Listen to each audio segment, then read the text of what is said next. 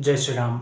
संकट ते हनुमान छुड़ावे, मन क्रम वसन ध्यान जो लावे। यानी हम अगर मन कर्म और वसन के साथ एकाग्र होकर हनुमान जी को ध्यान करेंगे तो फिर हनुमान जी हमारा जो भी समस्या है, जो भी प्रॉब्लम है, उस समस्या से, उस प्रॉब्लम से हमें हनुमान जी बाहर निकाल ही लेते हैं। तो फिर कैसे हो आप सब? आशा है सब लोग ठीक है, सब लोग बढ़िया है। यानी आज हम आपके सामने फिर से आया हूँ और एक हनुमान जी से जुड़ा एक छोटा सा अनुभव हम आपके साथ शेयर करने जा रहा हूँ, जो कि हमने सोचा क्यों ना इसके पहले वीडियो में भी हमने उस अनुभव को हमने शेयर किया था। और आज फिर से हम मन में ऐसा थिंक आ रहा था, जो कि हनुमान जी से जुड़ा अनुभव, जो कि उस अनुभव को हम कभी भूल नहीं सकता, जो कि एक छोटा सा अनुभव है लेकिन हमारे लिए तो बहुत बड़ा अनुभव है। क्योंकि हो सकता है जो भी हनुमान भक्त है या फिर जो भी श्री राम जी के भक्त है, यानी हम सबको जानना चाहिए कि हनुमान जी इस कलयुग का जागृत देव है। और हनुमान जी, अगर हम हनुमान जी के शरण में रहते हैं तो फिर हमें हनुमान जी कोई ना कोई ऐसा अनुभव करवाता ही है और हमें कोई ना कोई ऐसा संकेत भी हमें देते हैं कि हाँ, हनुमान जी हमारे आसपास ही है। तो फिर आइए जानते हैं इस छोटा सा अनुभव को, जो कि ये बात है यानी उस वक्त की, जो कि 2024 की बात है। और आपको तो पता ही होगा उस टाइम हमारे साथ बहुत कुछ प्रॉब्लम चल रहा था, जो कि खासकर फाइनेंशियल इशू बहुत ज़्यादा चल रहा था। हमारे पास कुछ भी नहीं था, 1 रुपए के लिए भी हम तरस रहा था। और ये अनुभव जो कि हनुमान जी ने हमें करवाया था, ये अनुभव जो है उस वक्त की है। तो हमें क्या हुआ कि उस दिन शायद सैटरडे था और हम तो हमेशा ट्यूसडे एंड सैटरडे हनुमान दादा का मंदिर जाते ही हूँ, दादा के दर्शन के लिए। चाहे हाथ में पैसा हो या ना हो, लेकिन हम हमेशा हनुमान दादा का दर्शन करने के लिए हम जाते ही हो। और खासकर अगर हम किसी तकलीफ में हैं, ऐसा नहीं कि हम प्रॉब्लम में या फिर हम समस्या, जब हम हमारे जीवन में समस्या आने लगते हैं या फिर प्रॉब्लम आने लगते हैं तभी हम हनुमान जी के शरण में जाए, ऐसा बिल्कुल नहीं। हम कभी भी जा सकते हैं, चाहे सुख हो चाहे दुख हो, हमें हमेशा हनुमान जी को ध्यान करना चाहिए और हनुमान जी के दर्शन करना चाहिए। तो ये बात उस वक्त की है। और उस दिन सैटरडे था, तो क्या हुआ कि हमारे पास उस दिन दादा के दर्शन के लिए जाने के लिए हम हमेशा कुछ ना कुछ लेके जाता हूँ, प्रसाद वगैरह हो, कुछ भी हो, 2 केला हो चाहे 1 दिया हो, कुछ भी हम लेके जाता था। लेकिन उस दिन क्या हुआ कि हमारे पास कुछ भी नहीं था।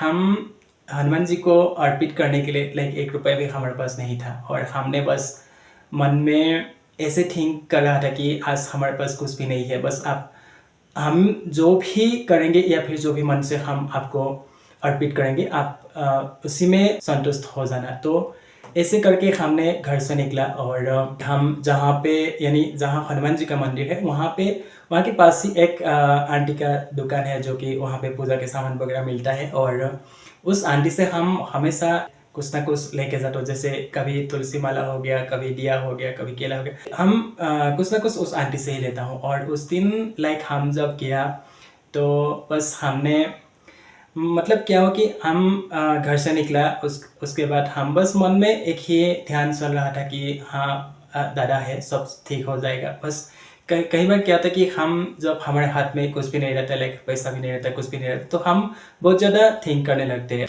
और हमें बहुत ज़्यादा गुस्सा भी आने लगता है। मन कभी काम नहीं करते हैं मन। तो उस दिन भी हमें ऐसा ही हुआ था, लेकिन हमारे मन में एक ही ध्यान चल रहा था, हनुमान जी और श्री राम जी। और जाते जाते हम उस आंटी के पास गया और आंटी ने हमें पूछा कि कुछ चाहिए। हमने बोला नहीं आंटी, आज कुछ नहीं चाहिए। हम ऐसे बोला, तो फिर आंटी ने बोला क्यों नहीं? मैं बोला कि नहीं आंटी, मेरे पास अभी कुछ भी नहीं है देने के लिए और मैं नहीं चाहता हूँ कि मैं उधार करूँ। तो आंटी ने बोला नहीं नहीं, आपने मुझे उस दिन 100 रुपीज़ दिया था ना। मैंने आंटी को कभी पैसा दिया ही नहीं था। बोला कि नहीं नहीं, आपने मुझे उस दिन 100 रुपीज़ एक्स्ट्रा दिया था। तो मैं तो असंभित हो गया। मैंने कभी आंटी को पैसा दिया, यानी जो सामान लेता हूँ उसके अनुसार हम पैसा देता हूँ। और उस दिन आंटी ने बोला कि नहीं, आपने मुझे 100 रुपीज़ एक्स्ट्रा दिया था। मैंने आंटी को 2 बार 3 बार पूछा, नहीं आंटी मैंने नहीं दिया, कहीं और ने दिया होगा। फिर आंटी ने बोला कि नहीं नहीं, आपने ही मुझे दिया था। फिर आंटी ने मुझे तुलसी माला, फिर नारियल, फिर कुछ केला, 2 केला ऐसे करके दिया। और फिर आंटी से मैं ले लिया वो सामान। लेने के बाद फिर मैं दादा के पास गया मंदिर के अंदर और जाके मैं दादा को पूजन वगैरह किया और फिर दादा को धन्यवाद किया। और फिर मैं वहाँ पे पूजन वगैरह करके फिर मैं आंटी के पास आया फिर मैं बोला आंटी को, आंटी मैं आपको पैसा नहीं दिया था उस दिन। फिर आंटी ने बोला कि नहीं नहीं, मतलब एकदम क्या बोलूँ, मतलब मेरा अभी बोलते बोलते पूरा गूज़बम्प आ रहा है। और आंटी ने बोला कि नहीं आपने ही मुझे दिया था।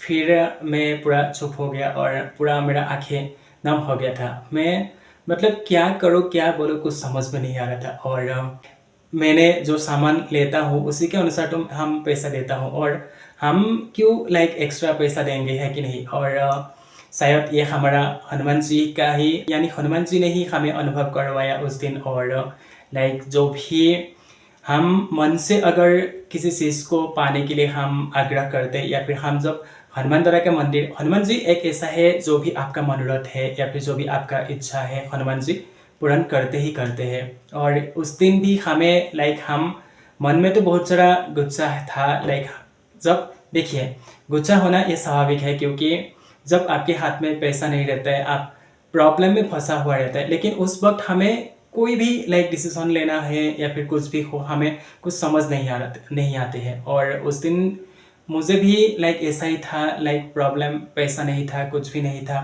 तो इसलिए हमें गुस्सा तो आ रहा था, लेकिन हमें मन में एक ही ध्यान चल रहा था कि हनुमान जी श्री राम जी। तो शायद ये भी हमारा हनुमान दादा का ही कृपा था। और हमने सोचा क्यों ना इस अनुभव को आपके सामने फिर से और एक बार शेयर किया जाए। तो आपको अगर हमारा जानकारी, यानी जो हनुमान जी ने हमें अनुभव करवाया था उस दिन, तो आपको अगर जानकारी अच्छा लगा तो फिर आप हमें कमेंट करके ज़रूर बताइएगा। और हाँ, आपके साथ भी ऐसा कुछ हनुमान जी से जुड़ा अनुभव है, यानी अगर आपको लग रहा था कि आपका कार्य असंभव है, यानी आप हनुमान जी के शरण में आने के बाद आपको आपका जो भी कार्य है संभव हुआ है, तो आप हमारे साथ शेयर कर सकते हैं। तो फिर चलिए वीडियो यहाँ पे एंड करते हैं। यानी हमारा हनुमान जी, हमारा बजरंगबली आप सभी के ऊपर ढेर सारा कृपा बरसाए, सब लोग खुश रहे, जीवन में सब लोग आगे बढ़े। जय श्री राम, जय हनुमान।